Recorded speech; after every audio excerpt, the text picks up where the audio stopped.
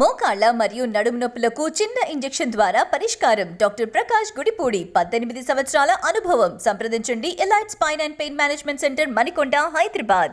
వేసవి సమీపిస్తున్న తరుణంలో గ్రామాల్లో నీటి ఎద్దడి నెలకొంది. మరోవైపు నీటి ట్యాంకర్లను నిలిపివేస్తూ ప్రభుత్వం ఆదేశాలు జారీ చేసింది. దీంతో ప్రజలు పలుచోట్ల నిరసనలకు దిగారు.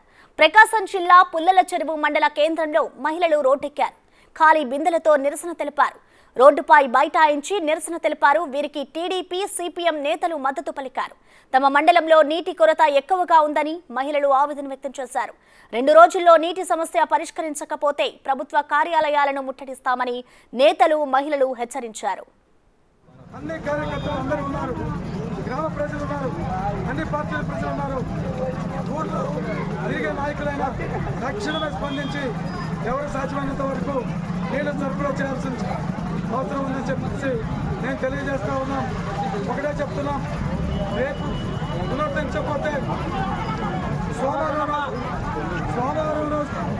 ఆడవాళ్ళతో కలిసి సచివాలయం, మండల ఆఫీసు ముట్టడిస్తామని చెప్పేసి తాళాలేస్తామని చెప్పి తెలియజేస్తా ఉన్నాం. ఇంతకన్నా ఇక అధికారులకు చెప్పి సోమవారం మనం అందరం మండల ఆఫీసులు ముట్టడిస్తామని చెప్పి తెలియజేస్తా ఉన్నాం. ఎన్డీఓ గారికి తక్షణ అవసరాల కింద లోకల్ నిధులు పెట్టి సరఫరా చేయమని మెమోరాండం ఇచ్చాం. దయచేసి ఇంతవరకు రెస్పాన్స్ లేదు. నేనేం చెప్తున్నానంటే ఇరు పార్టీల నాయకులు కూడా